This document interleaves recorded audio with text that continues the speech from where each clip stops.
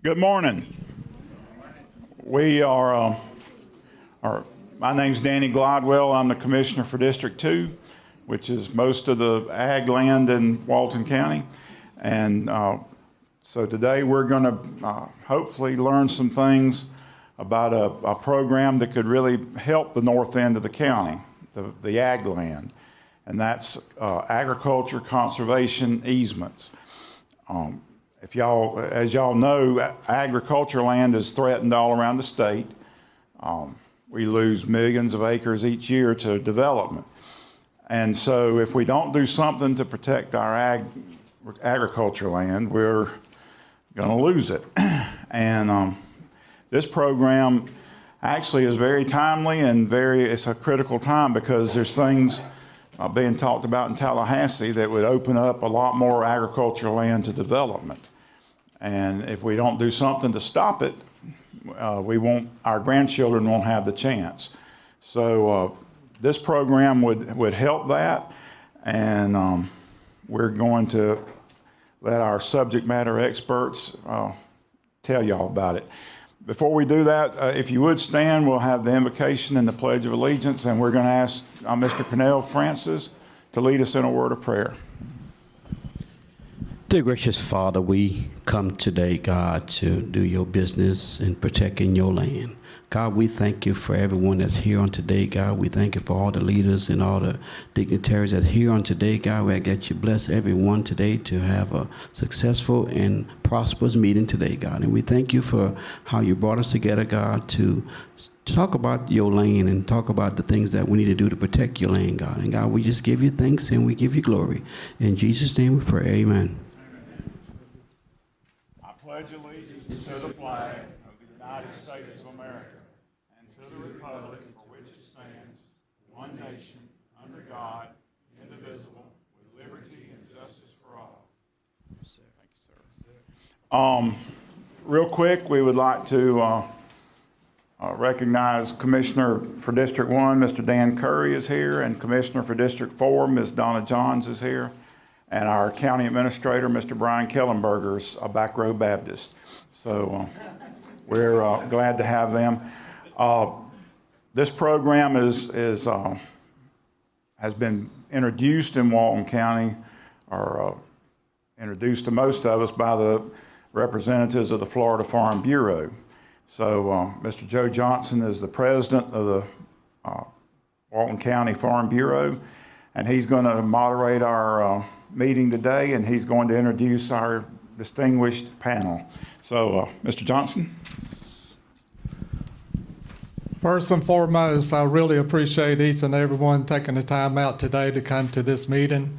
This is something the Federation has been working on for about 4 years, and we've been having different speakers to come for us. In 2023, we had Mr. Francis with the USDA was one of the speakers. And when he came before us, he was explaining that we need a county program for his program to assist the county. And if I'm correct on that, Mr. Francis would correct me if I'm not, but we definitely need this county program to receive the funding from the USDA.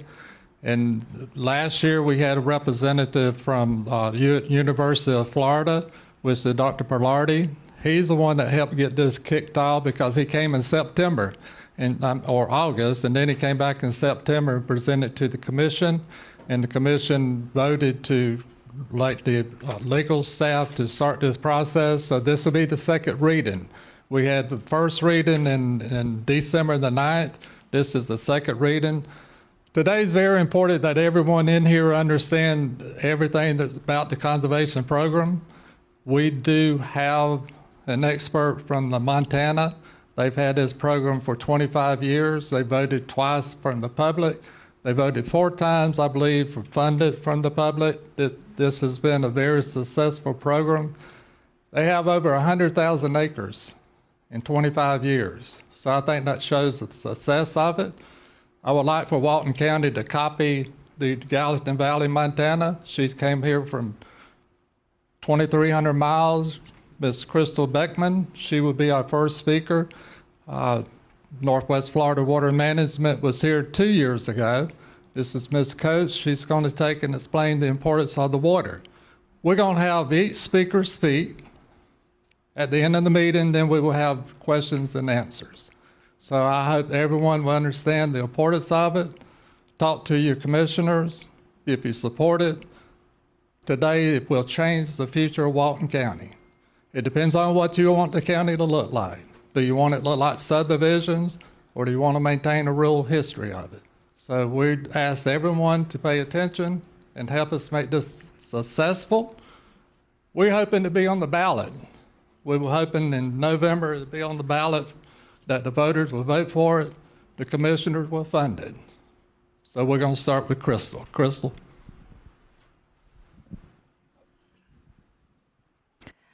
Good morning. My name is Crystal. Can everyone hear me okay?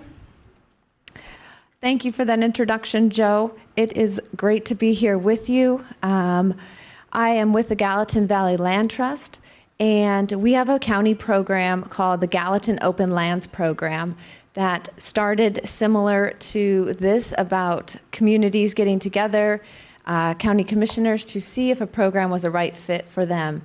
And now this fall we celebrated 25 years of our Open Lands Program, where we have had throughout that time over 66 conservation easements with landowners and up to 60,000 acres protected for open space, agriculture lands, and the public benefit.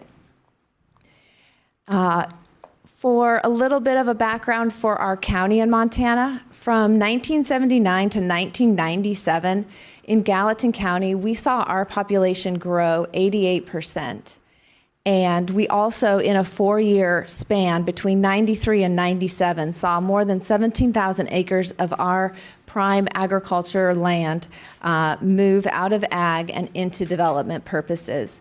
So at that time, the citizens, the community members who felt very strongly about the character of their county, the agriculture heritage, and wanting to protect that and have an opportunity, or as we like to sometimes say, a tool in the toolbox that is voluntary for landowners to make those future planning land use decisions that's best for them and their property.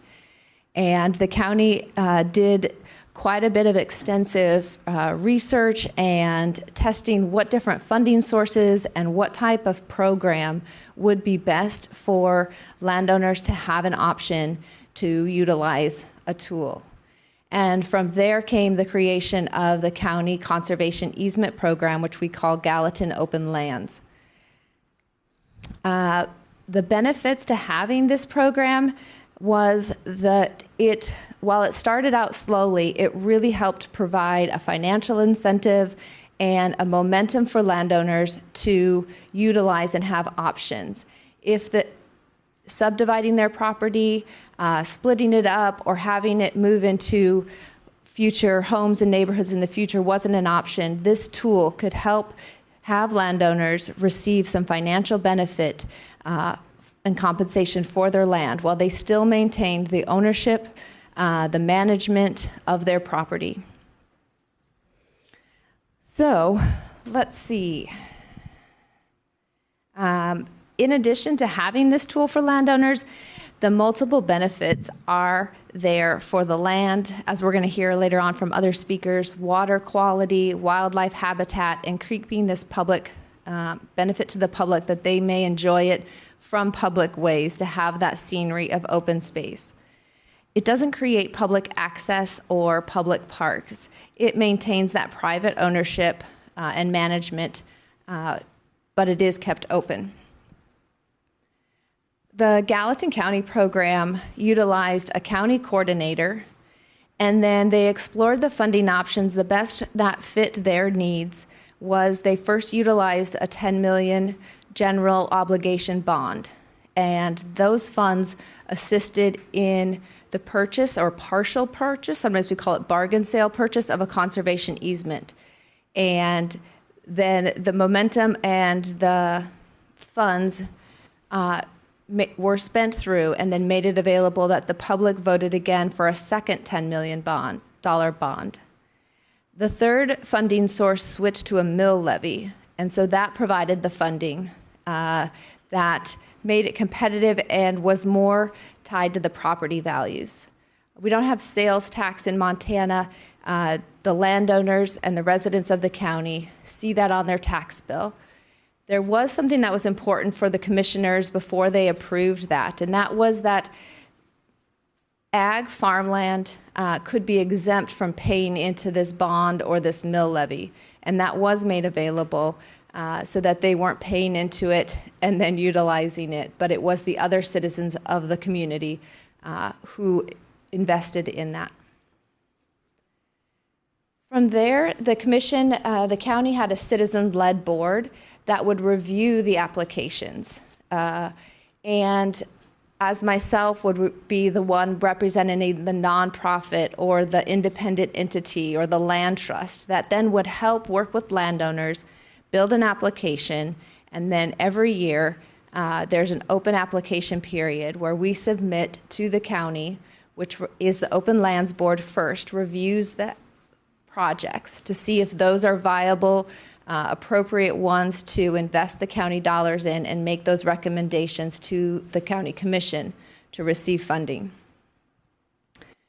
We work off of finding that dollar amount or that purchase amount through appraisals. So qualified appraisers determine what the property value is before an easement is in place and then after. And that difference between the change in value with a conservation easement placed on the farm is called a conservation easement value. And so there are different funding programs such as state and federal and county that then can assist the landowners with a percentage. And so there's still a commitment to the landowner. It's not that you're being compensated what it would be right to if you sold it at development rights. It was definitely a different change, but there is an incentive to receive some cash for your property, to invest it into your ag operations, to help pass it on to the next generation so that that family member can retire.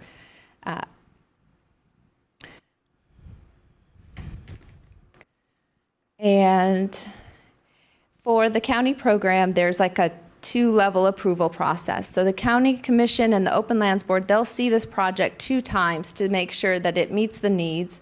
And then the funds would go to the landowner.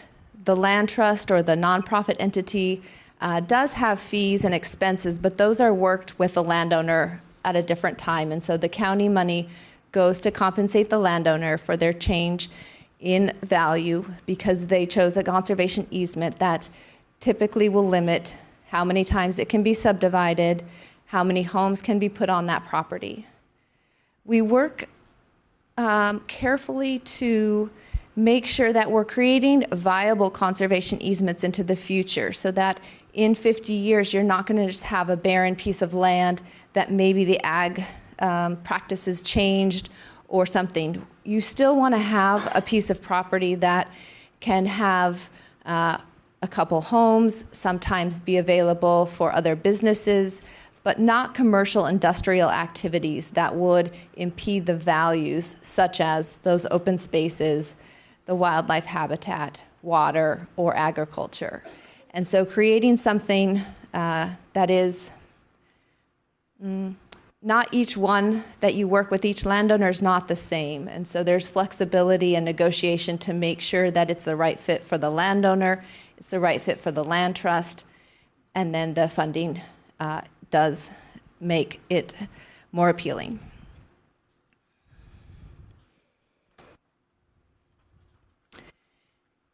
I think I had said previously that with a conservation easement, landowners still own and manage the property. You can sell the property, but it always has that encumbrance on the title of a conservation easement, and then limits. You wouldn't be able to split it into 5 pieces from there. It would have to stay in the designated amount of parcels that was set with the easement.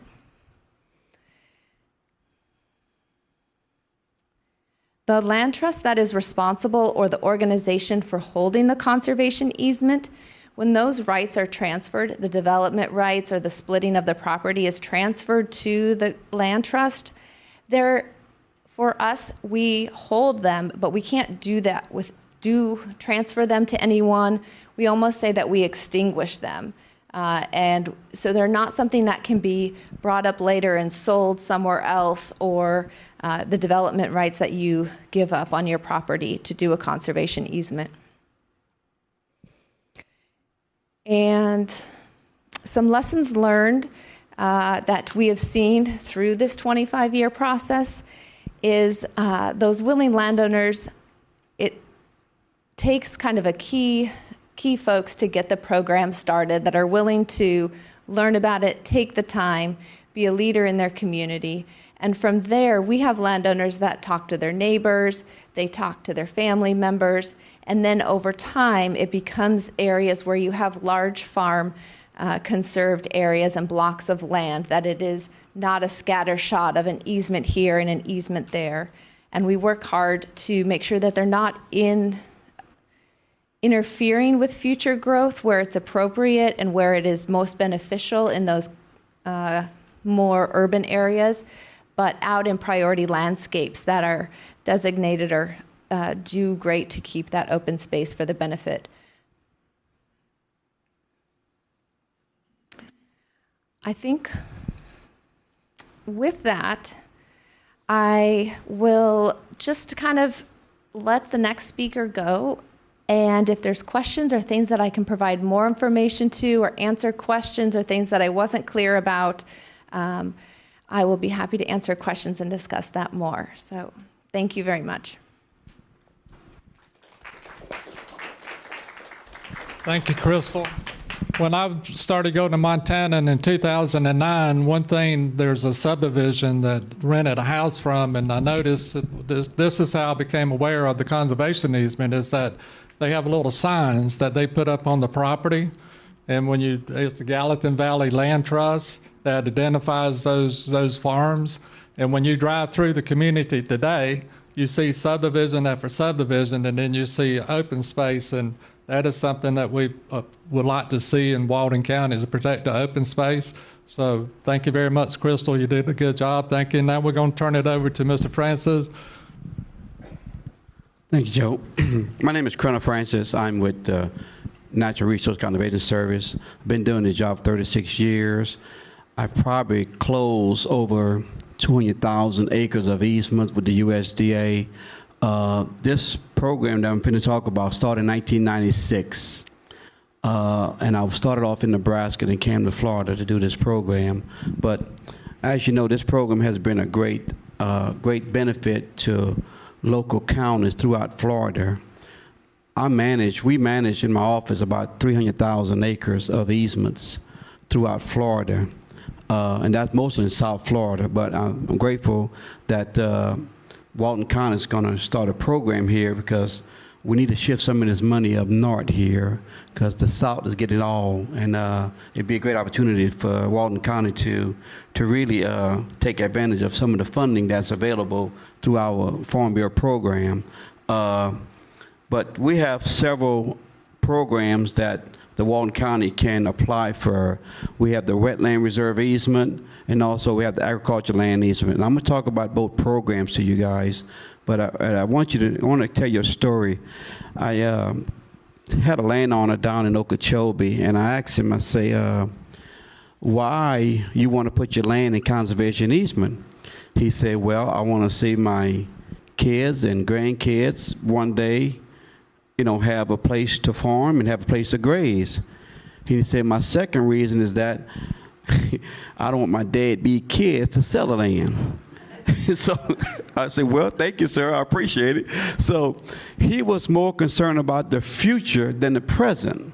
It wasn't about the money. He wanted to see that his grandkids, because he realized his kids going to sell it, but he wanted to preserve the land so that the future generation can continue to farm and continue to raise cattle. Or not everybody want to go to college. Not everybody want to go work in the city. Some people love the woods, and I'm a country boy, so I love the woods. I love to fish, hunt. I love everything. But my dad was sugarcane farm in Louisiana, and he farmed about 1,000 acres sugarcane, and so ag has been all my life. I went to school to be in agriculture, so I understand the value of land, what it means to a farmer, and a farmer just trying to make it today.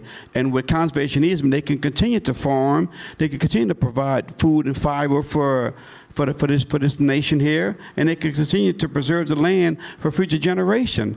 That's all it is. There's a lot of land out here, and you can't put land on house on every piece of land. You have to preserve some land, and I'm here to let you know that I know South Florida is growing like this, and we don't have enough money for the application in South Florida because people want to preserve the land and get paid for it too at market value, conservation value. It's not like they're just giving it away, but they can continue to pass it on to family members. And we have big ranches down there. We got 2 of the top 5 ranches in America that is now easement down there because they want to preserve the land for the family. So, but the ALE program is called Agricultural Land Easement. This programs work with entities. It works with conservation groups. It works with county, state, and what we do, we provide money through the Farm Bill to that particular organization to help them out to stretch their money. So we do 50% cost share up to 75% cost share on the market value. So whatever they bring to us, we will support it by 50%, which means that if it's 10,000, we pay 5 million. If 10 million, we pay 5 million. And if it's a different program, we have 3 programs under this program. We have the ag land, we have the grassland of special significance. That's where we preserve our rangeland, our natural land, which down South Florida, they love it down there because it preserves their pasture lands. And we have another one called grazing land. Now, if you do the grazing land, they have to stay in grazing perpetually.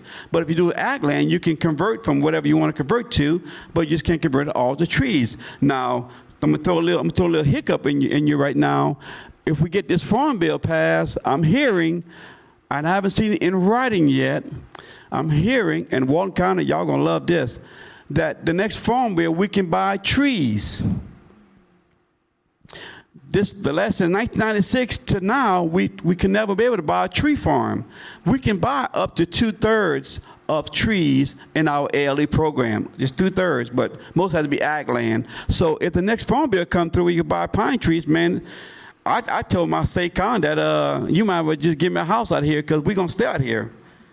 Because from Jacksonville all the way to Pensacola, I mean, it's just pine trees, and that's what we want to protect. And so let's hope the farm bill get passed soon here so we can, and hope it's in the farm bill. Now, I don't know if it's true or not, but I'm just hearing that through the grapevine. If it is true, oh man, it's going to be great. It's going to be great for the panhandle. I can't wait. I worked at the panhandle for like 10 years, so I know about the panhandle from Pensacola to Madison County. I worked. So when you look at this program here, it has to be an eligible entity, which the county is an eligible entity. They can hold a deed. Now, you can also get other funding. So if the county want to use Florida DAC's money, they can do that because Florida DAC is an eligible entity partnership with the county. If the county want a partnership with another conservation group like the Nature Conservancy, they can partnership with them. So there's a lot of money. I have some partners, they partnership with Walmart and Target and Lowe's, and they give them millions of dollars to protect land. So there's funding. The money is there. You just got to go get it. So it don't have to always come out the county pocket. The county can reach out to other conservation groups that have funding for conservation easement. So there's a lot of multiple sources of funding they can get to do conservation easement. Now, some counties are very strict in easement. Some county would prefer, like I know Sarasota County, it's all saying it's all down there. So if you go ag land, you can't put fertilizer. So some of them is very restricted in their program. So this Walton County would have to set up their program on what they feel is best for the county. Each county have a different ways of how they look at ag land, and so they have to set it up on their own. But we, as U.S. did, we care, but we care on the way how you set up your organization, because we want to make sure that it doesn't contradict with the program that we trying to fund you with.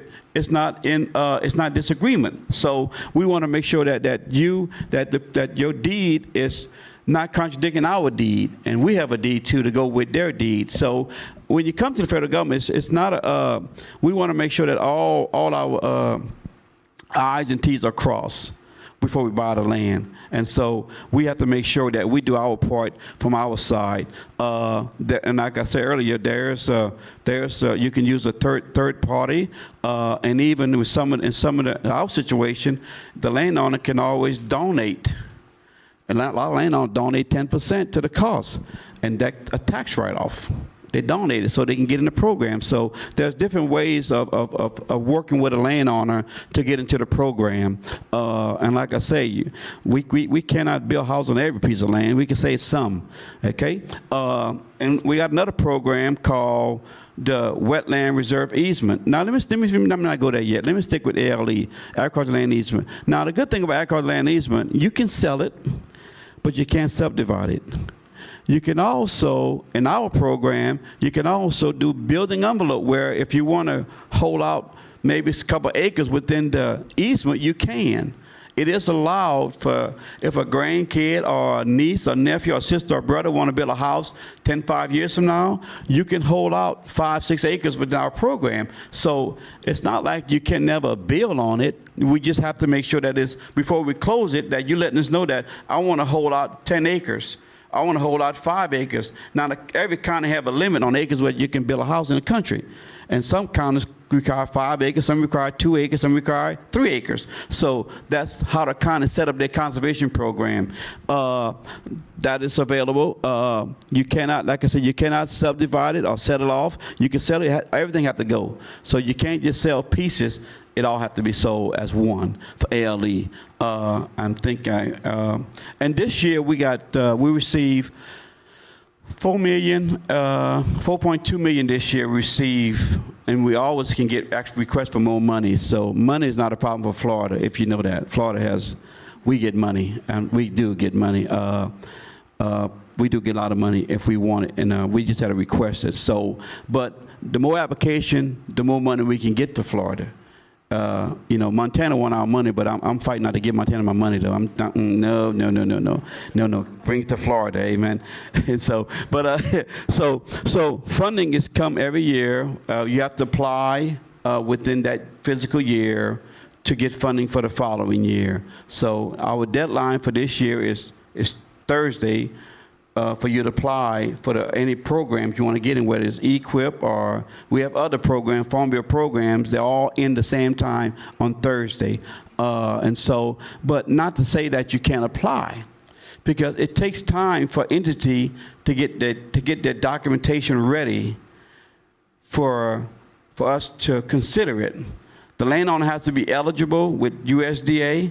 The landowner has to meet certain criteria to be eligible for USDA. So it's just not the county responsibility, but we have responsibility because it is a farm bill and it has to meet eligibility for a farm bill. Any program you get into our program, whether it's EQIP or what is this, that's not an acronym I'm using, guys, but it's farm bill acronyms, you have to be eligible for the program. And so we have to do our part too to make sure that the land it hasn't been a dump site, because if there's a dump site, we can't buy it. If it was mine, we can't buy it. So we have stipulation too that we want the best of the best land. We have what you call is a ranking sheet. Every property is ranked. Every property is ranked based on environmental, based on location, based on the percentage of homes, of development going on. We look at everything to make sure that this ALE property is the cream of the crop. Okay, so the county can buy, they can do what they want to do. But when it comes to us, we're going to make sure that that land that we're buying is the best of the best. It's the one that needs to be protected, because it's going to rank out on this paper, going to let me know how well this land is compared with what the federal government is looking for. So the program is great because it protects valuable land that's being pressured by development. And we want to preserve that land. The landowner is a volunteer program. We're not going to come to your door and say, you better get in the program. No, we're not doing that. It's a volunteer program. You volunteer your land. There's nobody going to put a gun in your head or take you to court to make you go into conservation easement. It's a volunteer program. And so when the landowner comes to us, that means that the farmer has volunteered their land to conservation easement. You don't have to go, even after you get the market value, when you get the value of the land, you don't have to accept it. I had a lot of men and women have backed out because they wasn't getting enough money for their land. Because some it depends on that entity and depend on the governor on how much percentage they want to pay for it. And some landowners down south, if you're not coming with high money, they're not coming because they know that the value of the land is worth more than that. But it's conservation value, so it's not the point about the money. It's the point that you're protecting it forever. That's the whole purpose of the program, is that this land going to be protected forever. When I drive by it, I'm going to be able to see that little turkey, that deer. I'm going to be able to see that little raccoon. That raccoon sound good. Y'all like raccoon? I eat raccoon. I'm from Louisiana. We eat raccoon in Louisiana. We love raccoon in Louisiana. Mike went up. Oh, yeah, and muskrat, too. If you eat them, you don't know. It's all shaped like chicken anyway, so. I'm a Louisiana boy, I'm sorry. Anyway, but the purpose of the program is really to keep the water quality, water quantity, sequestration, protect the environment. You don't need a whole lot of acres to do that. You just need a few to protect, to keep the environment clean. And we all want clean water. We all want clean air. And this is what you're doing. You're protecting your county for clean water and clean air. There's a lot of land out there, guys. There's tons, millions of land out there.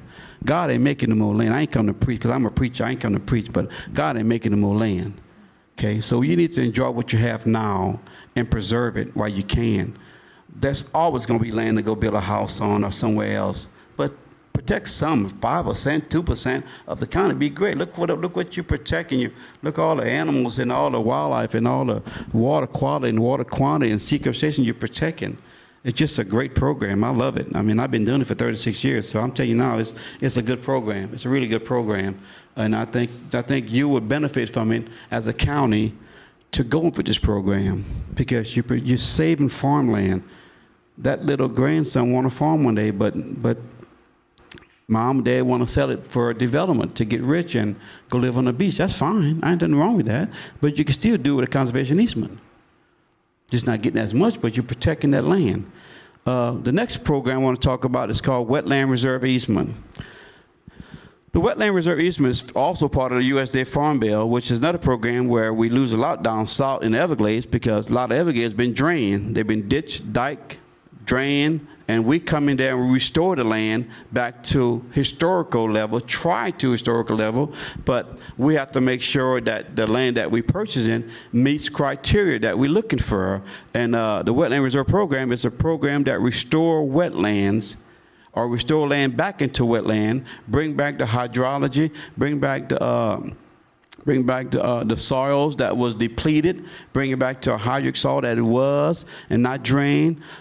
This program here, it's a good one. This program here, now this program is not for the county. This program, the county can recommend the landowner to apply with us, but the Wetland Reserve Easement, the landowner apply directly with me, and I work with the landowner for Wetland Reserve Easement. We have over 215,000 acres in down South Florida of easement land that we have for WRE. And we have one in Monticello. But the ALE, this program, the landowner cannot come to me directly. They have to find a partner in order to be in our ALE program, which a partner could be the state or the local conservation group, anybody. That's that program there. Now this program here, the landowner can come to me and say, I have a wetland, not a pristine wetland, but a wetland that's been drained, that have been diked, that have been ditched, and I want to restore it back. Then I would come to you and I would pay you 80% market value. There's no other program in Florida that pay 80%. I can guarantee you that. We will pay 80% market on wetlands, not some little pond that's not a wetland. We want something that has been degraded, that has been diked, ditched, drained, or affected by some type of hydrology that we could come back and restore it.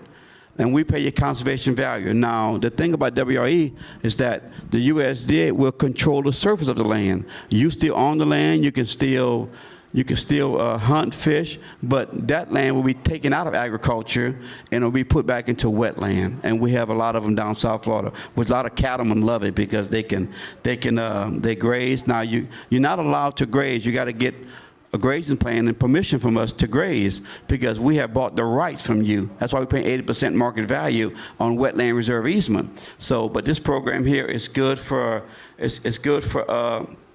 wildlife and good for water quality, water quantity. It's really a good program that protects the soil and protect the land and bring back the natural land what it used to be. You can graze it with permission from us. You can graze it. We will come in. We will pay 100% closing, 100% restoration, 100%, 100%, 100%. You can sign an application and you can move, and I'll take care of it all for you. That's this program. I had one guy down in Collier County. He sold us his citrus, and he said, "Well, I got my money. It's your land. I'm moving to Hawaii." And he moved, never came back. He still live in Hawaii. He ended up selling it after 10 years. But he said, and we responsible to take care of the wetland reserve easement. The federal government is responsible for taking care of the land, not the landowner. We will pay you to maintain the grass, to maintain the weeds, invasive. We will pay you. That's the wetland reserve. Now down in South Florida in the Everglades, they use it a lot down there because they have the soils, they have the land, they got the condition, they drain the Everglades. So a lot of the farmers say, hey, I need to go in and restore this land back to what it was and protect it. But the main thing is that they really want to save it for their family, so they can have land where they can continue to farm and raise cattle and feed America. And that's the whole purpose of the program, is to save some land. I know we can't save everyone, last bit of it, because some not eligible for my program. It may not be eligible for their program. So it may have to go into some type of land use that I don't know what it could be, maybe trees or houses or whatever. But some land need to be protected. And not every, because of the where it's located at and the condition of the land, and we need to protect it for the future of this county here. So that's wetland reserve easement. I have more to say. I can go 2-3 hours, y'all, but I'm not gonna do that with you. I'm gonna stop right here. If you have any questions, ask me. I'm available. Like I said, I've been doing this long enough to know everything about everything, and if I don't know, I will find out for you. But I appreciate your time, and like I said, it is a good program. Do not, I promise you, you will not regret it. Everybody here in the next 30 years probably going somewhere. I don't know where you're going, but you're going somewhere.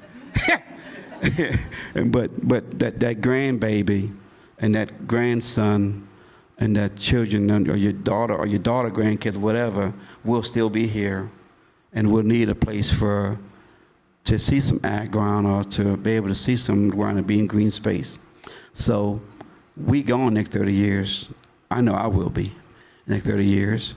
Even though I'm 25, but I'll still be gone, Anyway, but Mr. Joe, come on. Thank you, Mr. Francis. How many people picked up on that he's a minister? I was telling Crystal when I was trying to explain to her our guest speaker, I said, are you holiness? Sir? You're a holiness preacher? Yeah, Pentecostal. I asked Crystal, I said, have you seen a Pentecostal preacher before? She said, no. I think he does now. Thank you very much. He was a guest speaker, and one thing he touched on, and I will not, we have to have a county program. We have to have a county program for the USDA. I handed out earlier, this investment firm bought 45,000 acres in Chipley in Washington County. When he was talking about the timberland will be able to be purchased, the trees from Jacksonville to Escambia County, this is an investment firm, they're coming to the Panhandle. The Panhandle is changing. We have to get ahead of this on a voluntary basis, and this is something that you need to pay attention to, but there's another reason we need a conservation easement. Thanks for touching on that. Our next guest is going to be Ms. Coates. She is from the Northwest Florida Water Management. Lyle Ziegler, right-hand person, been with them 18 years. She's going to tell you the importance of the water quality and guarantee funding through the water management, right? See her eyes gets big. Nope. Well, Mr. Francis has the funding, but I'm going to share some information about the water resource benefits. Good morning, everybody. I'm Kathleen Coates with the Water Management District. And it's interesting that Mr. Francis was talking about the Wetland Reserve Program. I've been with the district since 18 years. I'm from Florida originally.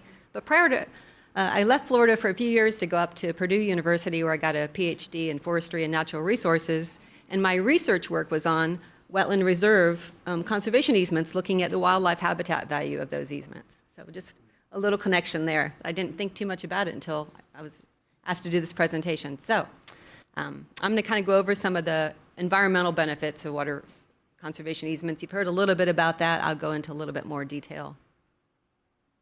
Just for those of you who aren't familiar with the Water Management District, you might have heard of us, but a little bit more information about us. We're one of 5 water management districts in Florida, created in 1972 by the Florida Water Resources Act, with the intent being to manage water resources at a regional basis. We can look holistically across the landscape at a regional scale. Our district covers all our parts of 16 counties in the Panhandle, all the way over from the Alabama line into a portion of Jefferson County. There are 7 major watersheds that we manage. Interestingly, for our district, many of those watersheds, most of them have their headwaters up in Alabama or Georgia. So we have these sort of cross-boundary issues, as you all might be aware of. A good portion of Choctawhatchee watershed, for example, is up in Alabama. We have about 1.6 million residents across the Panhandle. We have some of the most diverse water resources from our aquifers and our rivers, more than 250 springs. So we're rich in surface and groundwater resources, but we, of course, need to protect them. Collectively, in our area, in 2020, we used about 342 million gallons a day of water, so those water resources are important for our water supply, and I'll talk about that a little bit more in this presentation. And just briefly, we have 4 areas of responsibility. They are ensuring sufficient water supplies, managing floodplains for flood protection. We have a shared responsibility with the Florida Department of Environmental Protection. They're the lead on water quality, but we also have a role and partner with them on many programs. And then we have many programs for natural systems protection and enhancement and restoration. So kind of I've grouped the benefits of conservation easements from an environmental perspective into several categories. I'll go into a little bit more on each, but flood protection and flood attenuation, recharge and springs protection, watershed protection, water quality, and fish and wildlife benefits. And all of these are relevant to Walton County. So let me start with flood protection and flood attenuation. This is a map showing Walton County. Those green areas are district-owned lands or conservation easements. So we have been acquiring lands for several decades. These acquisitions shown here in green go back to the 1990s. Across our whole district, we have more than 212,000 acres. Most of the land that we have acquired is for the purpose of floodplain protection and flood attenuation. So we have purchased land and or have conservation easements along the floodplains of most of the major rivers in the district, so that we can protect those floodplains which store floodwaters. So when there's a flood, having that wide floodplain is important to store those floodwaters and protect downstream communities. Those floodplains also provide important water quality benefits, and they affect the timing and flows in the river and the quality of that water and the temperature of that water. So that floodplain protection is an important part of our mission and is a benefit that conservation easements can provide. In more recent years, so historically we purchased land fee simple, so we just purchased it outright, and that's the majority of our land holdings. But over the past decade, we've moved more towards conservation easements because they're more cost effective for the district. You know, there's, unlike the federal government, we don't actually have any specific funding for conservation easements. We get our funding from state or federal sources. So right now we are the type of conservation easements that we are purchasing.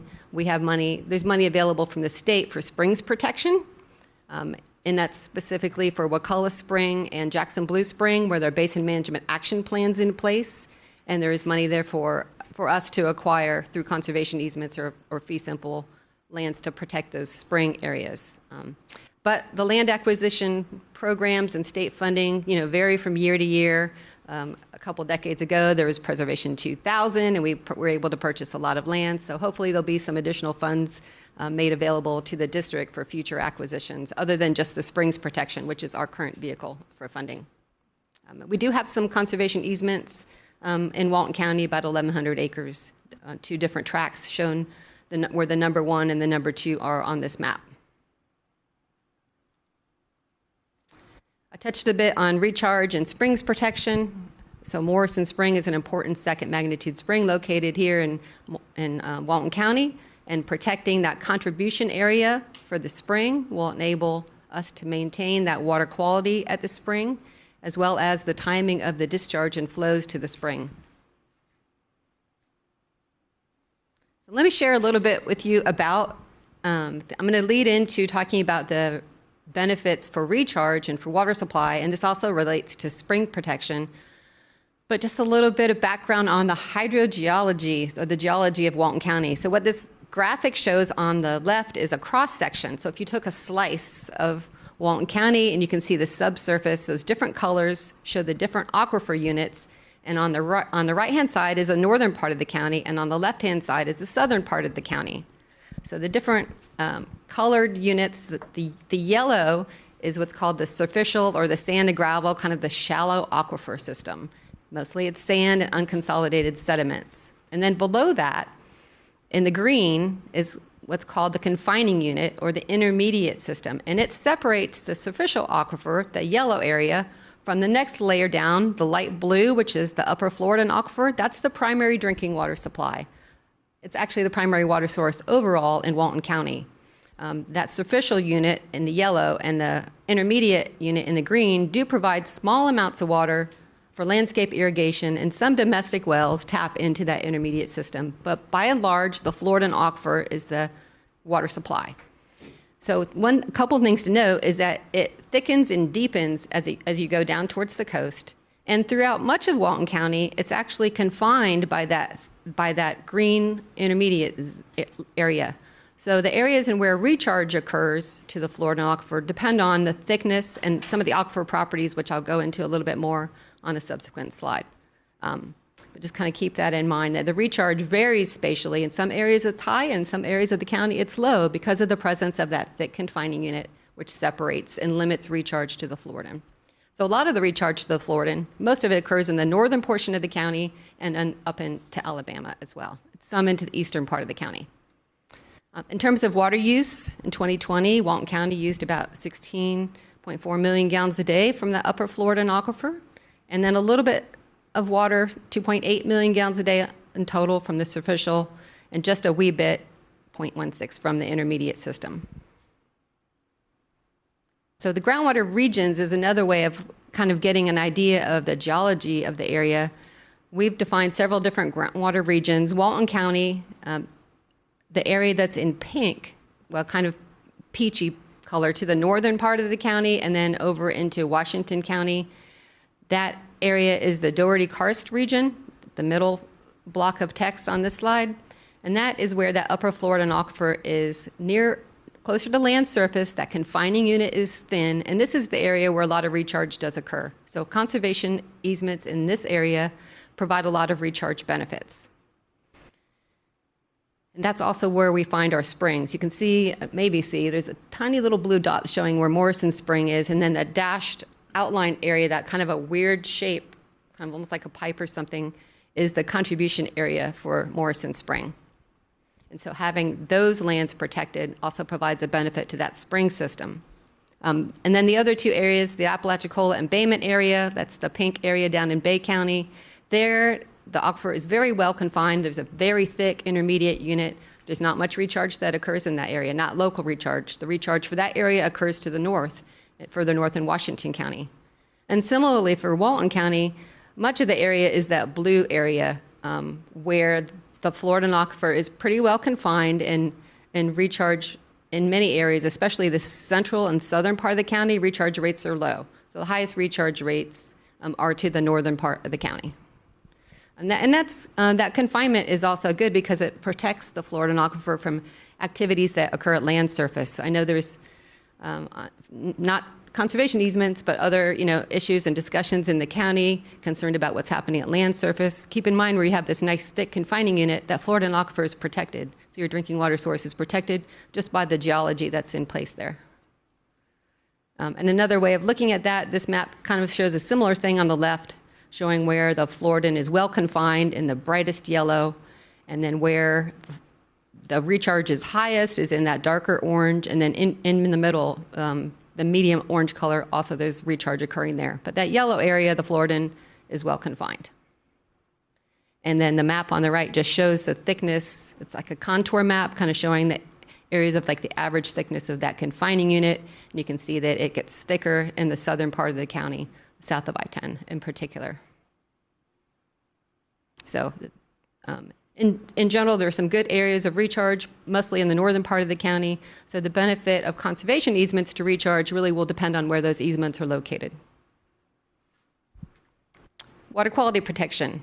So was touched on earlier, but conservation easements have the potential to provide water quality benefits because in general, working landscapes and natural vegetation compared to urban or developed areas, and this probably makes sense, and there's fewer contaminants from human activities because the land surface activities differ.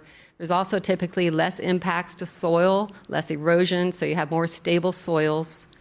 You can maintain that forest cover and those wetlands and the benefits that they provide. Forests provide important benefits in terms of filtration, and wetlands provide important benefits in terms of absorption of nutrients.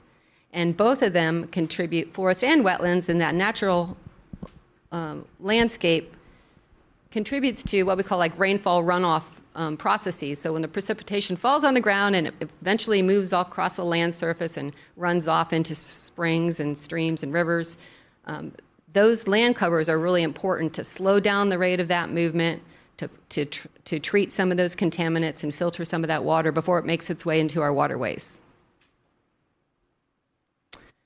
So watershed protection, just touch on this, kind of looking across the broad scale. Most of Walton County is in the Choctawhatchee River watershed. And I touched on this earlier, so protecting that watershed as a whole, kind of looking at the landscape scale, protecting healthy forests. There's actually a working group that is focused on the benefits of forests, healthy forests, to waters and drinking water supplies. It's a state working group. And there's a lot of research by USDA and others. I'm sure University of Florida has done a bunch of research on this topic as well, just showing the benefits of keeping these lands natural, and this would include conservation easements to support, drinking water sources. I touched already on wetland habitats and functions, and then the surface water flow regimes. It's important compared to developed areas. Those natural land cover really provides a benefit to protecting our waterways. And not just upward part of the watershed, but then that all leads to protecting the downstream receiving waters, in this case, Choctawhatchee Bay and estuary. That's all dependent on what happens upstream in the watershed. So protecting those areas and protecting those functions will help protect Choctawhatchee Bay. Of course, with protection of the habitat is protection of fish and wildlife. One benefit of conservation easements and maintaining lands in a natural state is, certainly maintaining the fish and wildlife habitat itself in terms of places where these animals can live and then reproduce, but also maintaining the connectivity between these different habitat areas so the animals have the opportunity to move in the landscape. And this also provides, supports their genetic diversity. So if you have a healthy population, say white-tailed deer, you want them to be able to move through the landscape. Maybe not white-tailed deer might not be the best example, with some other things that move along with white-tailed deer. But it's important to maintain genetic diversity in these animal populations and good gene flow to maintain healthy animal populations. And of course, this helps support, opportunities for hunting and for recreation as well. Florida Forever is a state program that is looking at connecting these different habitats statewide, and they've got some priority acquisition areas shown here in yellow that extend across the Panhandle, including areas of Walton County. So there's a state program that's available for acquisition.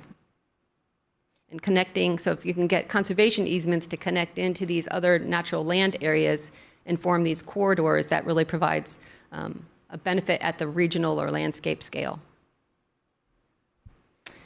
And then, of course, there's those of you who are interested in species of conservation concern, as well as the managed species. There's several species that occur in Walton County that are unique, such as the beach mouse and the pine barrens tree frog and red cockaded woodpecker.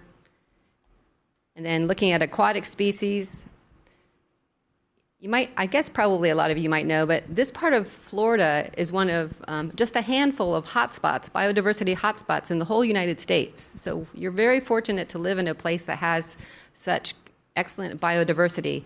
The Choctawhatchee River in particular hosts numerous mussel species, and someone must I guess mussels look like pigtoes, and someone must like pigtoes because a lot of them are named after pigtoes for whatever reason. So we've got the several pigtoe species of mussels, Choctaw bean, and then there's listed species of a conservation concern that also occur along the river. So the Choctawhatchee River is the fourth largest river in the state of Florida.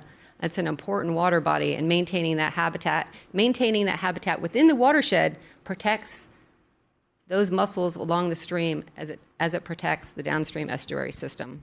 And those mussels provide important services, filtering the water and maintaining water quality. And then, of course, the recreational fish species downstream in the bay and estuary system are also protected by what happens in the watershed up gradient. And then, of course, Gulf sturgeon, I know you're familiar with those. They use the Choctawhatchee River. It's one of their nesting areas. So with that, I'm going to pause and I'm going to wrap up, but I'll be happy to answer any questions when we get to the Q&A session.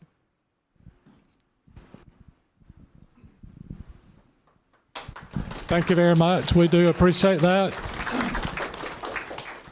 I've reached out to the state of Florida, to the Agriculture Department, to send a representative of Rural Family Land and Trust, and they have some sickness in their office, so therefore they were not able to attend this meeting. Dr. Perlardi has spoke before, but he's going to concentrate on two items today. The first items he's going to concentrate on is the economic value of the conservation easement. I look at it as a preventative to infrastructure. They say the county commissioner is concerned about the money. If you do not have a conservation problem and a subdivision comes in, then you're going to have a substantial amount of money that it takes for infrastructure, and Dr. Perlardi is going to touch on that.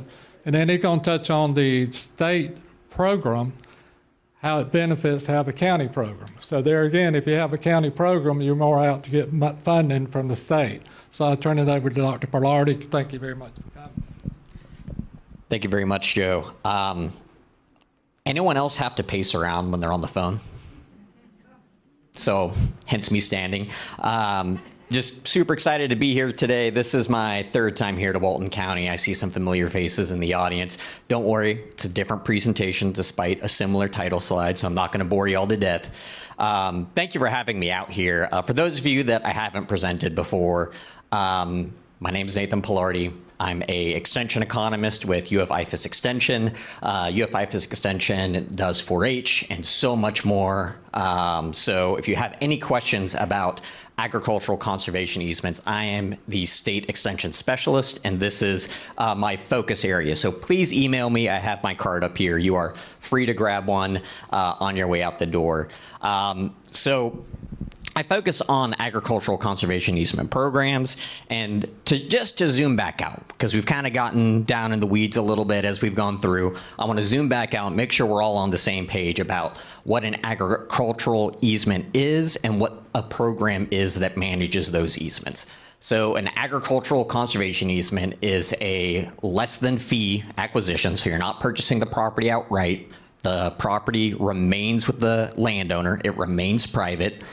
The easements compensate property owners for restrictions on the future development of their land in perpetuity. So easements go on, that in perpetuity is key. That is a requirement in order to get the tax benefits that are tied to conservation easements. And one of the things that the other speakers have touched on already very well, especially Crystal and Francis, is that compensation part. and the fair market value, the difference between fair market value and the value of the land after the easement.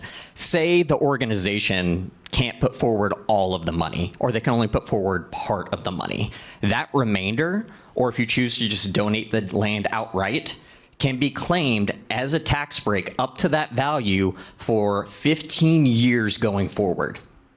That is pretty big.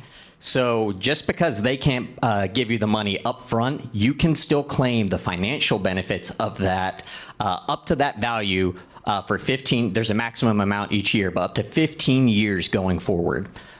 So there are just beyond that initial compensation of, okay, here's your upfront money we're going to pay you for the value of the easement. You could get tax benefits from that going forward as well. And as they mentioned already, it's entirely voluntary. This is not something that you're going to be forced into. It is an alternative to selling your land on the private market. And these programs, they provide a mechanism for the federal government, the state government, or the local government to purchase the development rights of willing landowners, often in partnerships with a land trust. So the ASEP ALE program, the Agricultural Land Easement Program, and the Wetland Reserve Program that Francis talked about, that's an example of a program at the federal level.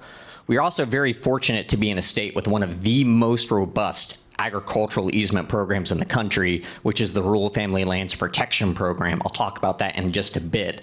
And that is available at the state level. We also talked about pines. There's a state level program, the Florida Forest Legacy Program. If you grow pine trees in Walton County, you are probably eligible for that program. So if you want to keep your pine plantation going, you want to keep that land in forestry in perpetuity, that state program is available to you as well. And then, of course, we have the Florida Forever program. So we have 3 state level conservation easement programs that are all targeted towards different land uses. We have the Rural Family Lands Protection Program, which focuses on working agricultural land, farmland. We have the Florida Forest Legacy Program, which focuses on working timberland, pine plantations, etc. And then we have the Florida Forever Program, which does a lot with the more natural lands. So now that we're all on the same, and finally, there are local programs, and I'll talk about county level programs, and that is what we are discussing today, and how local programs can make you more competitive for state and federal programs. If there's a local program, we talked about the ranking matrix that Francis has. If there's a local program that can cost share, your competitiveness for these state programs, for these federal programs go up, because they say, oh, we have a partner. Both of us can stretch our dollars further because we can fund the acquisition of more easements because we can share the cost. So having a local county level program, I'm going to steal my own thunder, makes you more competitive for these state and federal programs. So the Rural Family Lands Protection Program, as I mentioned, very fortunate to be in a state that cares so much about agriculture as this. So the primary objective is to protect agricultural lands, first off. That is their number one objective. The second is to promote sustainable practices without risking the economic viability. So Crystal talked about maintaining certain parcel sizes, making sure that the land remains economically viable. They don't want to put an easement on 2 acres of, and then have someone say, oh, this is row crop. And then all that land around it gets developed. How viable is it for that 2 acres to be an agricultural conservation easement? It's not. Agriculture is going to move elsewhere, even with that easement, because there's not enough critical mass of agricultural land around it for it to remain viable. So the RFLPP wants to make sure that the land that is being protected is economically viable in perpetuity as well. And finally, they want to protect natural resources in conjunction with economically viable agricultural operations. So top priority is maintaining economically viable agriculture. The mechanism, they directly acquire conservation easements from landowners. So you will submit your application to them, they will rank it. Because this program is so strong and well-funded and robust, we have over 212,000 acres of farmland protected under this program in the state so far. In 2025, last year, they got 428 applicants to this program. They closed because even when you are only paying that difference in value, it's still very expensive. They closed on 18 properties in 2024, and that was the biggest year in terms of the number of properties that they've closed on, and that was huge. If you make some assumptions, you can say that, well, it looks like a little less than 5% of applicants gets closed on, which is why it is so important to have as competitive of an application as you can when you're applying for these agricultural conservation easements. Only 5% of them are getting funded here and ended up closing.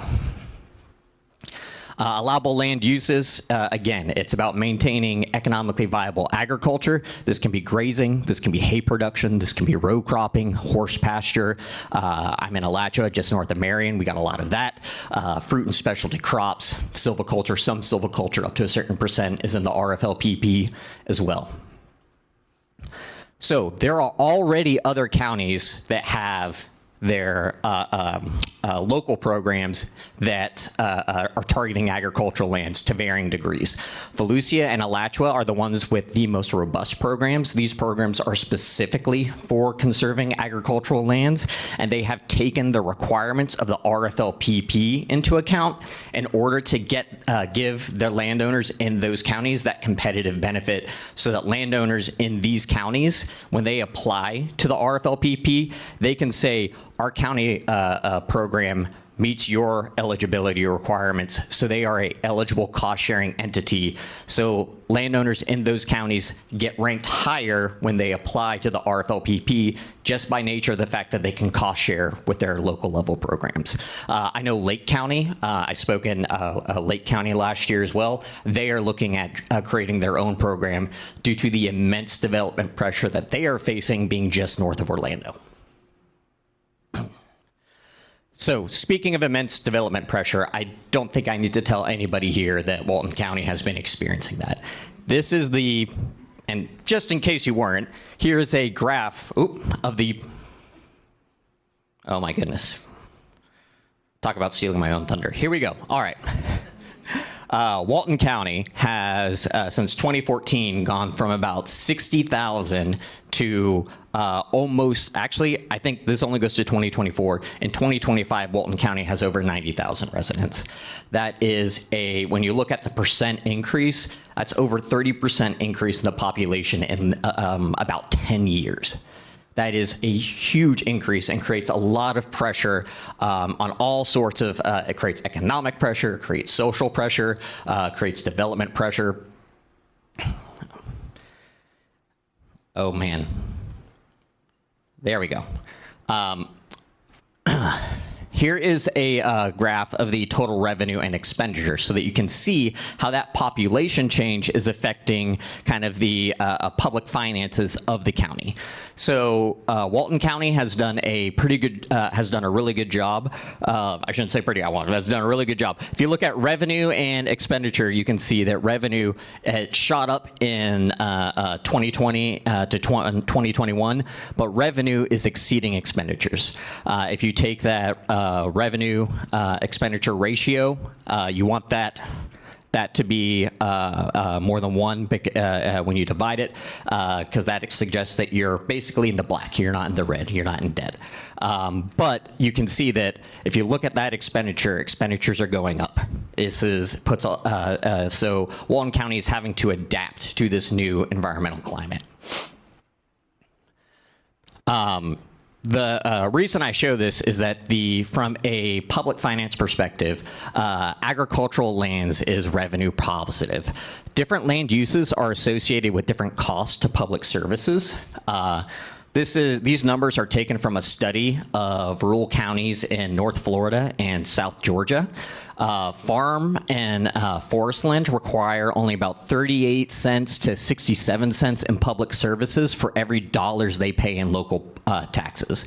That means that the tax revenue that counties are receiving from farms and forest land exceeds what the county is paying to provide services to those lands, to those areas. Comparatively, residential land, so if you flip agriculture to residential land, which is what a lot of residential land gets converted to, turns into suburbs, like Joe was talking about in Montana. Residential land requires $1.38 to $1.72 in services for every dollar paid in local taxes. That means that when counties receive $1, they are paying more than they are getting back from residential land, residential areas. So there is a cost to the county when agricultural land gets converted to residential uses. So they incur more cost in public services than they generate in revenue and residential development. This is because residential development demands significantly more in terms of services, schools, libraries, health, youth programs than agricultural land does. Can you tell I'm the economist in this panel? Sorry if anything is confusing. I like to use the term clear as mud. Raise your hand during the panel discussion. I'll be happy to clarify. The key takeaway about this is local agricultural easement programs can be part of a comprehensive growth management strategy. Crystal was talking about a toolbox. This is a tool in your toolbox from a local government perspective of a comprehensive growth management strategy to protect farmland, protect revenue, and direct growth and development to areas where it is less costly for county governments to provide services. I have a guide, if you're interested in agricultural conservation easements, that is available at this link. So if this is something that you are considering, this provides a summary of what an agricultural conservation easement is, as well as all the federal programs that are available here, as well as state programs and a list of county programs as well. And I'm happy to provide these slides to anybody as well. Oop, did I hit the off button? It's all right, I just got one slide left.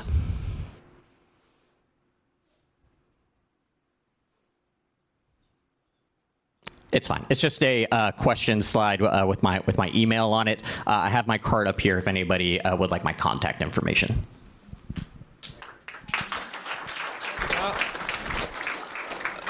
I think whenever you start talking about the economics of the conservation program and you don't have funding, we don't have money, I think that it's a cost savings. I think Walton County has been proven to be one of the richest counties in the state of Florida per capita.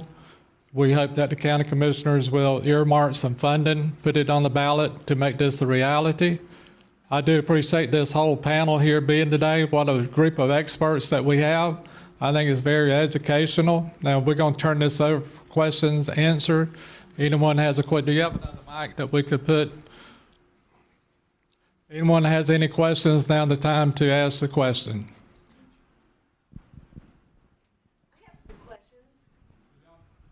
We can hear you. Go ahead. I'll try to speak loudly. Will these programs help keep something from happening like the Pine Hills carbon capture project in Alabama and Covington County? Like, will it put limits on what can go underneath in terms of carbon pipelines and such? And maybe we could repeat the question just so the audience. Repeat the question. I can help her with that. Okay, go ahead. My understanding is your question is about, do conservation easements affect undersurface, I want to say the word mining, but carbon discharge or some kind of hydro? Like the carbon sequestration. Right. Storage. There's one plan or proposed for Covington County, Alabama, and it's a big. Yes, I'll share briefly and then probably pass it to Nathan for state reference. For conservation easements in Montana, we do a lot of due diligence on the minerals and that ownership to make sure the encumbrance on the surface doesn't restrict from the mining. In the conservation easement deeds that we work with the landowner on, they talk about the negative impacts and restrict that so that it's not allowed. That would affect the conservation easement values, such as water quality, and they limit those kind of activities. It's very, very brief, but I also want to pass it off to someone who might be more familiar with the specific situation. I am aware that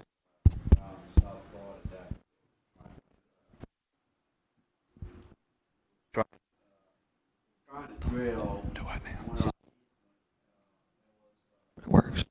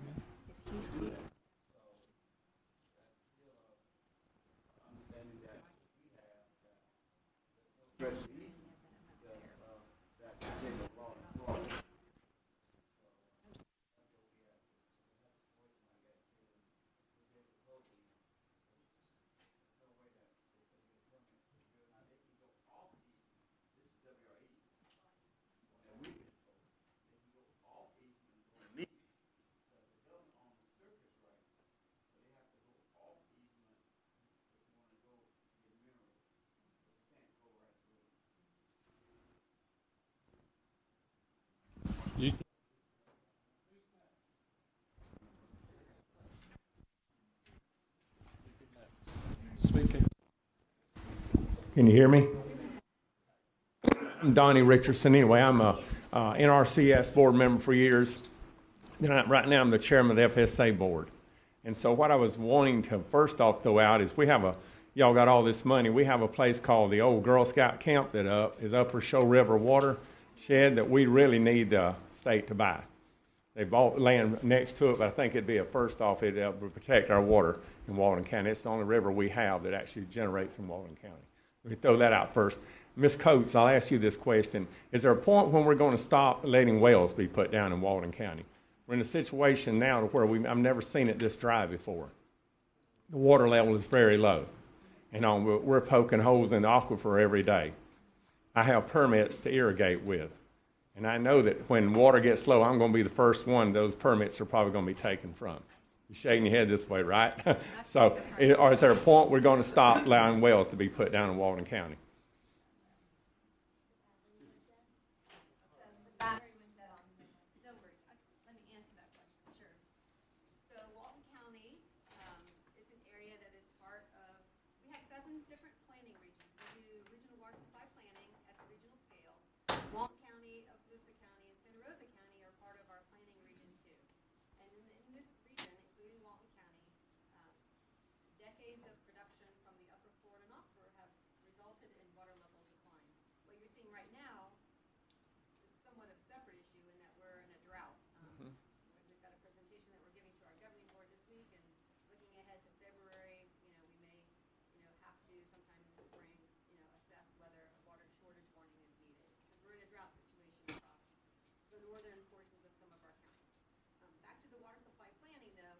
Within that water supply planning region, there's a cone of depression, basically depressed water levels in the Florida aquifer that is centered near Fort Walton Beach. And in that area, near Fort Walton Beach, there's a higher risk of saltwater intrusion because the Florida aquifer levels are down below sea level. And so the seawater is very slowly moving inland into the Florida aquifer.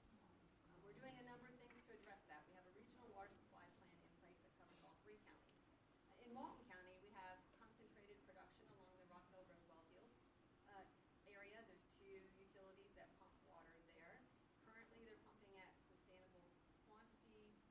But for the long term, as we look ahead and as growth continues in Walton County, we are starting to look at other alternative sources of water to meet future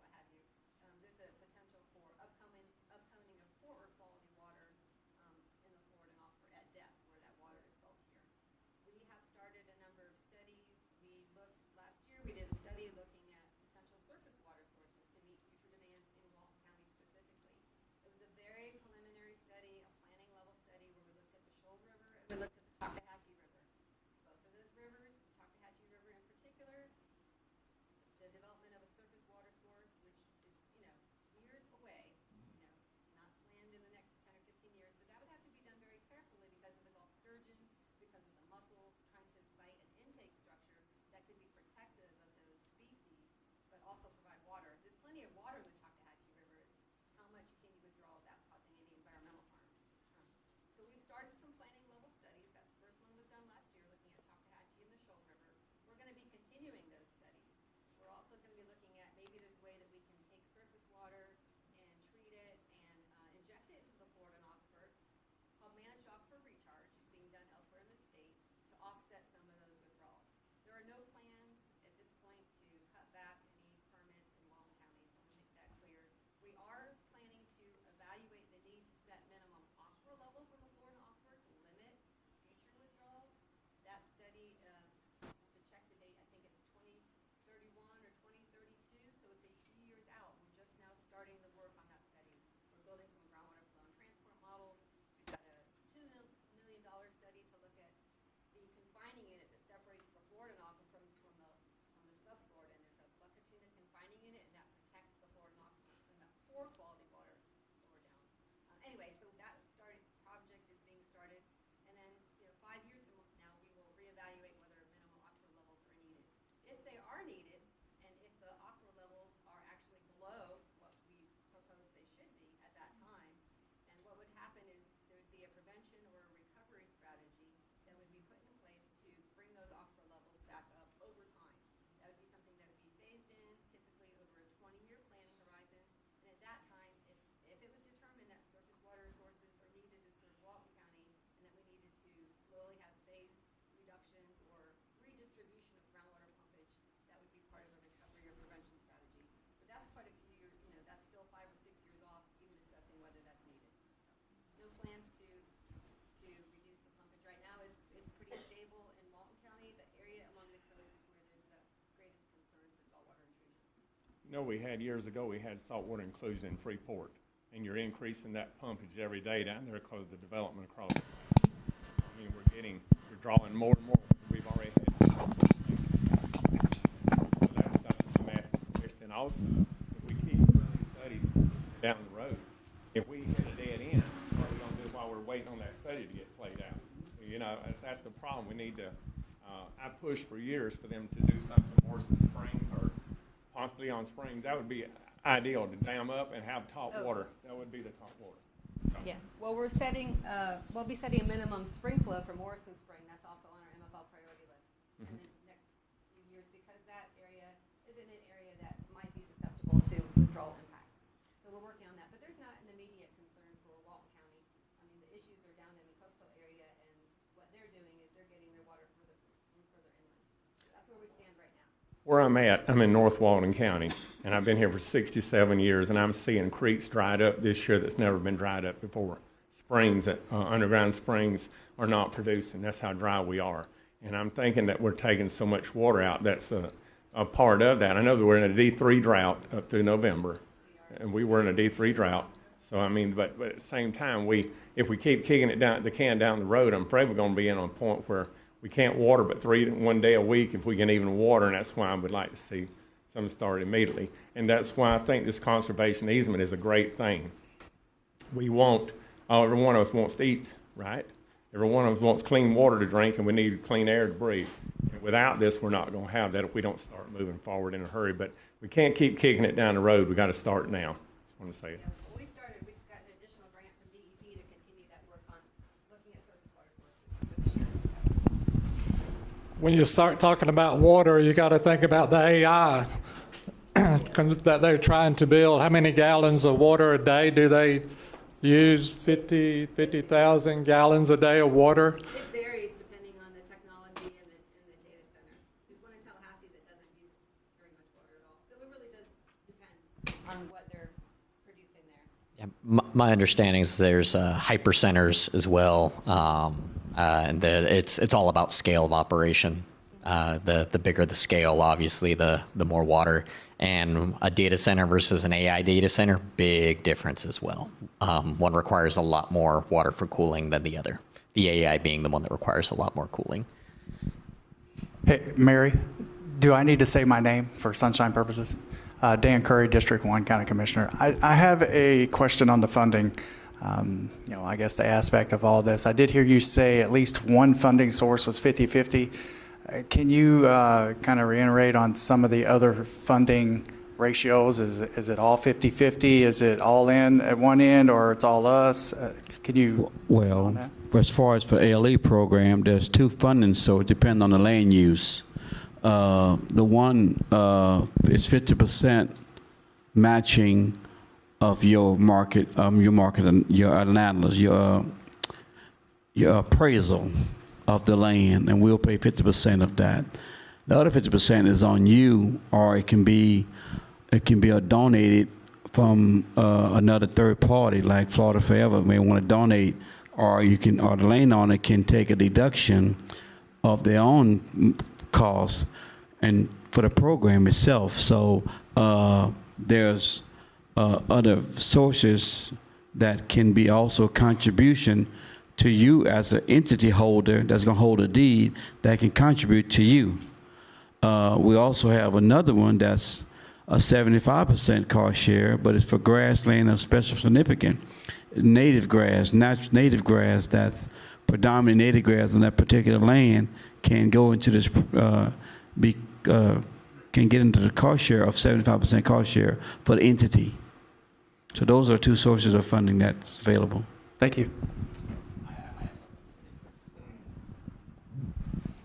I said I do. So say USDA puts in 50%. RFLPP might put in 25, and then a local county program might be on the hook for only 25. This is why leveraging as many funding sources as you can and applying to these programs and having multiple programs available is so key to getting that final pool of money that makes the best offer to the landowner. So it might be 75, and then the RFLPP and Walton split the remaining 25% 50-50. Or maybe the RFLPP covers a greater share. That can be negotiated between the county and the RFLPP. So there are all kinds of ways the split could work out to make each entity's dollars for agricultural easements go as far as possible to protect the most farmland. I hope that addresses some of the points in your question. Do you want to touch on how Montana, percentage-wise, how that works with the USDA, the state? Excuse me. In Gallatin County, we utilize the NRCS ASIP-AL agriculture land easements programs, and if the landowner's property qualifies, typically 50% funds come from the USDA for some landowners. Then the county program typically is 25%, and then the landowner, that remaining 25% is a landowner donation that can be used as a federal tax benefit through getting an IRS appraisal. And so the different programs do assist. Sometimes it gets challenging. Not all properties qualify. We mostly start the conversation with the landowners on what their goals are, what they'd like to see, what they would like to achieve by doing this, and work from there. Thank you. Anyone else? Yeah, he's older. Just a couple comments. I used to have land in Montana, 360 acres, and they called that a ranchette. Now I got 30 acres, so it's a ranchette here. So a little different perspective. But one of my questions for Montana is, do you have a minimum, minimum acreage that somebody can put in for an easement? Is it 100 acres? If you got a comment on that. The reason I'm asking that is I live on 30 acres now, not too far from here, and subdivisions are starting to encroach on me. So if you had subdivisions all around you, 30 acres might be nice to, leave open. So it seemed like in the past that you had to be a big, large landowner to get an easement, and a lot of times we didn't have many easements here in Walton County because we weren't the big branches. So just some comments on that, maybe. When we visit with the landowners, there isn't a criteria on the acres of size. So the applications are anywhere sometimes from 30 acres to 300 acres to 3,000 acres.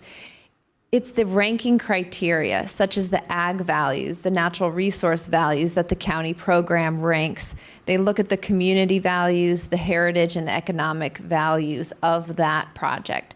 If it is near a block of other conserved land, or it's right in the middle of other conserved land, or it's next to a river or a wildlife corridor or prime agriculture land, there isn't a high or low on the acres, and it can be beneficial. I hate these things. How do the federal taxes work on this, on your payments? You pay what, ordinary income, capital gain on the payment you get?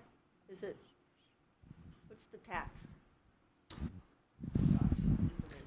That is a great question, and I would love to follow you up on that.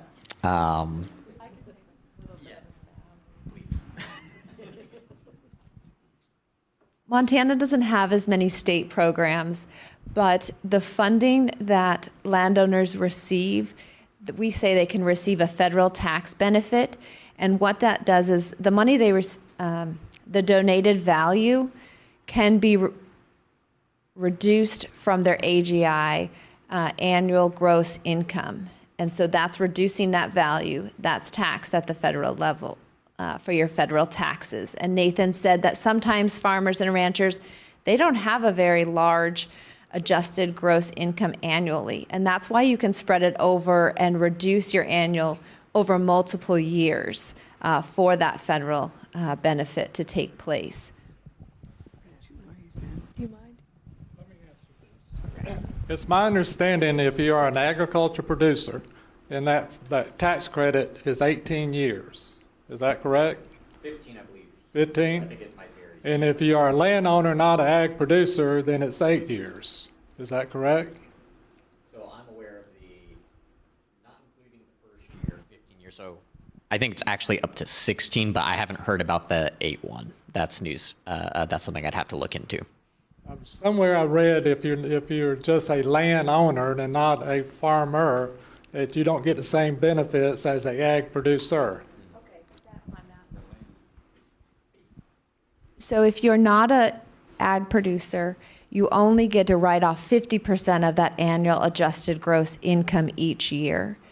And the federal laws used to say that you had to utilize your tax benefit within 8 years. And then they said that's not enough, so they've moved it to 15. So that's where that 8 and 15 years comes from. And it's not a tax credit, though. That's something to remember. It's a benefit. It's reducing your annual.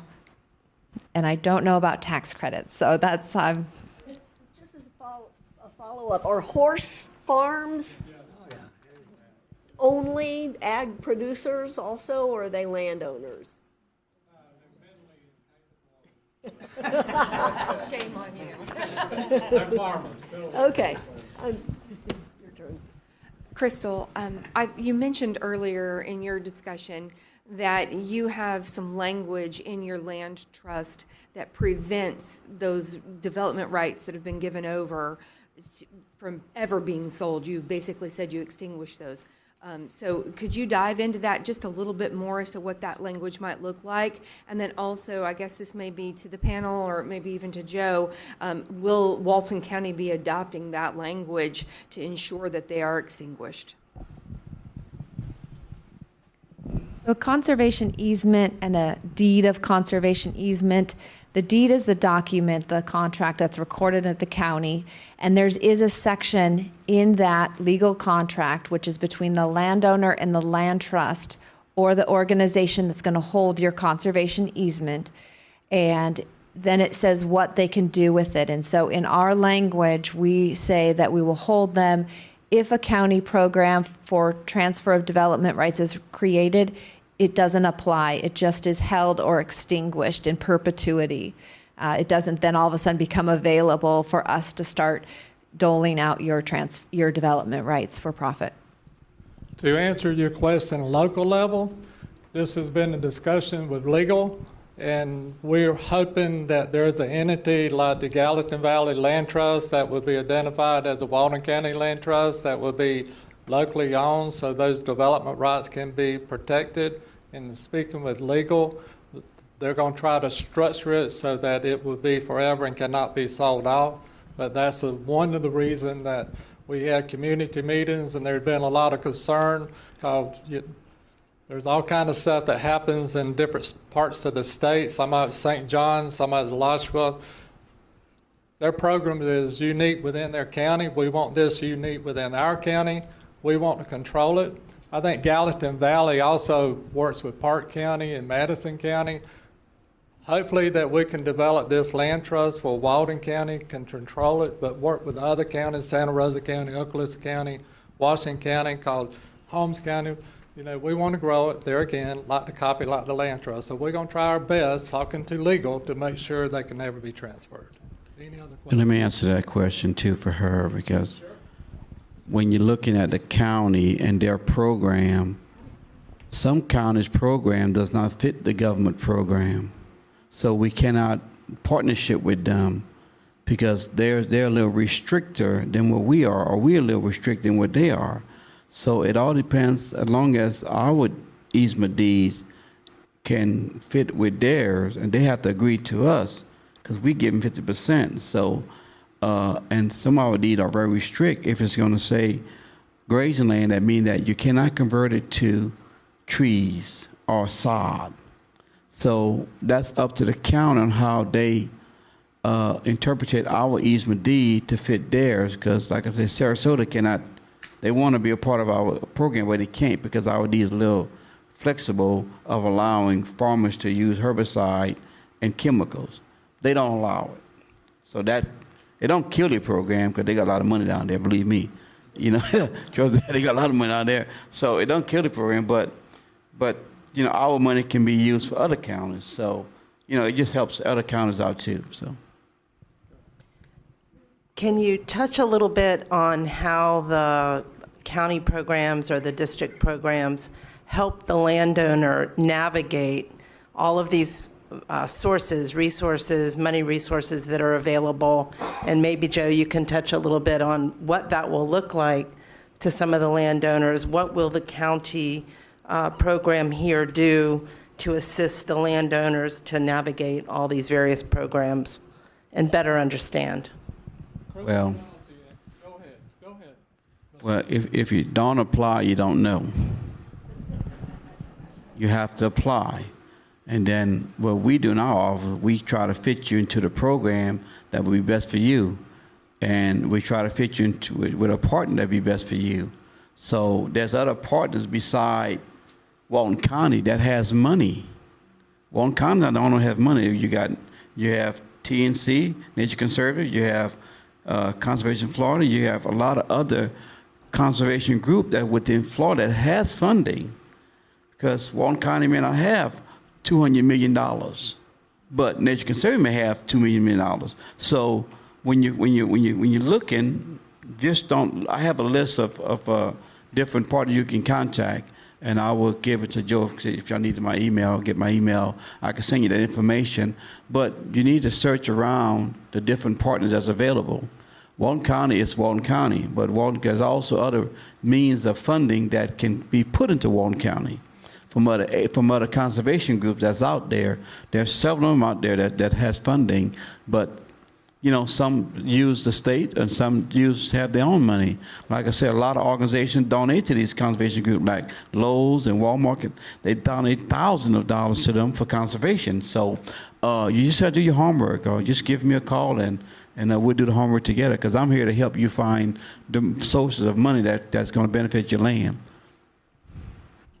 Yeah. Hang on a minute, ma'am. Hang on. To address the structure that Okay. we have in Gallatin Valley.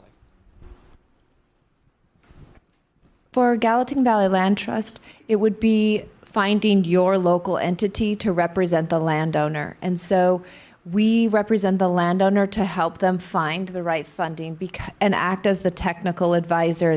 We're our liaison to those funding sources, the technical backgrounds, the knowledge to help get them going. And so we're doing that on behalf of the landowner.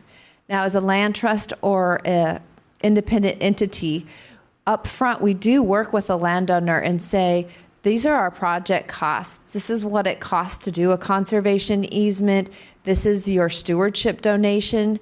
But those are discussed up front, and then it's an invoice at closing. When you receive funds, you'll know how much it costs to do the transaction from an independent entity. But we do work on behalf of the landowner because of all of the lots of money, but very technical details that are known to get to those funds can be challenging and overwhelming.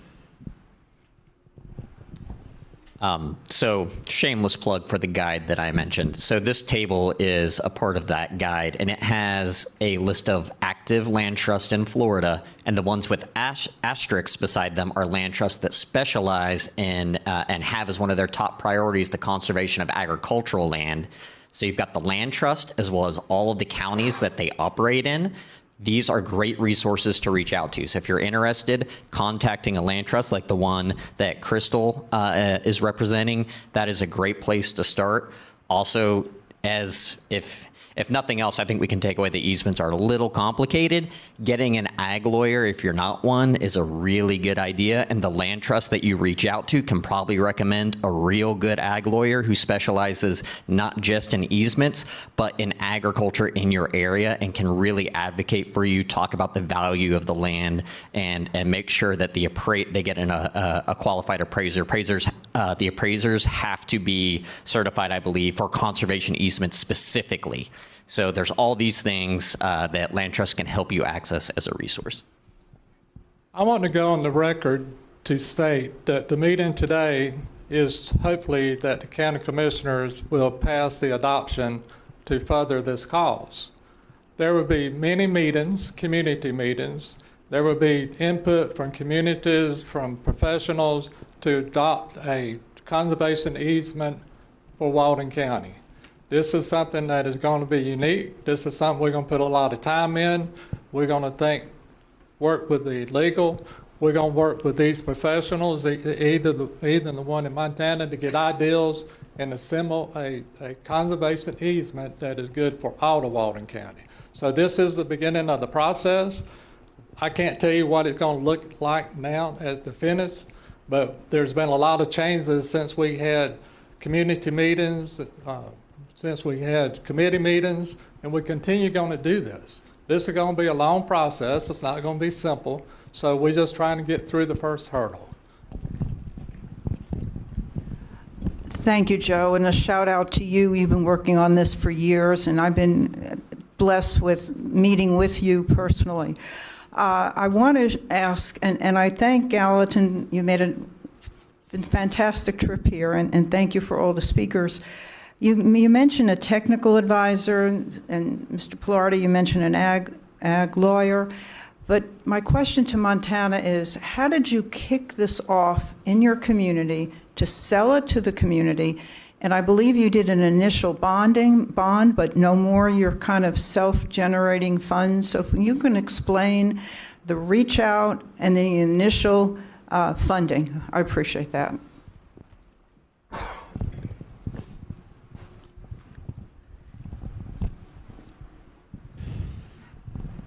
Initially, we worked to find that political appetite to see if this was something. And so that took place during or as the same thing at these meetings where the county then approves the creation of a program and then it goes to the ballots. That's kind of where we started. And they did some polling and they did some surveys and they invested a lot of money to make sure that this was the right move for the county. But when the program was starting to get established, the first landowner to do a conservation easement, I think he was a local rancher, well known in the community.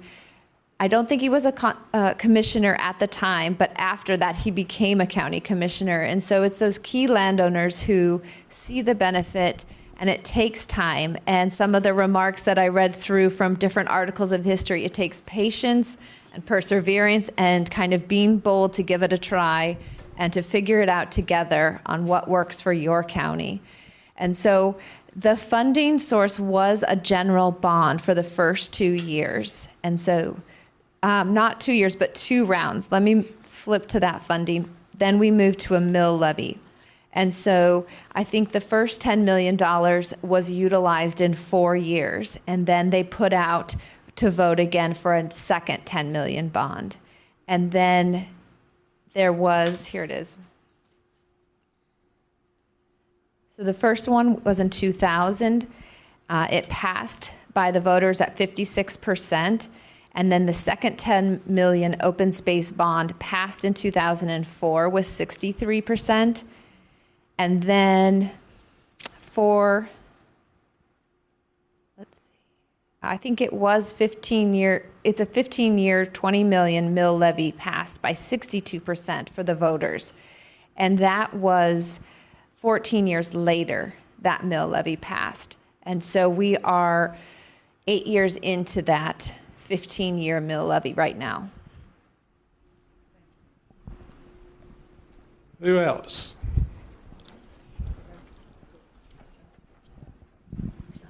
Anyone else? Anyone has any questions? I did have a quick one. And you can participate, like one parcel is going to have wetlands and pasture and trees. You can participate in several different programs per parcel, right? It can be quite challenging, and it can be, and that's what's the struggle between the funding programs and the diversity of each parcel and each goals of each landowner. I would say it would be a case-by-case basis. They are moving to areas where you can use some funds for certain areas, but overall, it's challenging, and that's why we talk about attorneys and technical experts. Whereas We're going to try to go ahead. Whereas for the Wetland Reserve East program, we could do a 1-to-1. We could do 50% wetland, whatever the wetland is, and buy the same amount of uplands too. But we have also used the ALE and WRP, both programs on one property, because the landowner want to continue to farm. So the part that we could restore, we restored it, and the part that he wanted to keep in ag, we put in ALE. So we have had a dual enrollment of both programs, but it's case by case. They both ranked out high, they both ranked pretty good, and funding was available. So today, I'm only getting both my pro 8 million. When I started in 2010, when I really got started in 2010, we had $149 million of these when we bought. Today, we only get 9 million.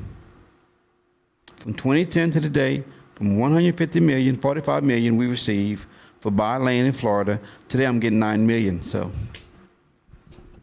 We're running into the 11 o'clock hour. We have a county commissioner meeting at 1 o'clock. There has been a move by the commissioners to move this agenda up. We're not for sure that's going to happen, but we're hoping that the item under Clay Atkinson, which would be this conservation easement, will be moved up so that those of you who would like to come, it'll be early, so you don't have to sit there 3 or 4 hours to hear the discussion. We also need to get some nutrition. These people have some nourishment so they can be strong for the commissioners and for that meeting. So this time, I think we are going to adjourn, and we look forward to y'all coming back at 1 o'clock. Good enough? Thank you very much for coming.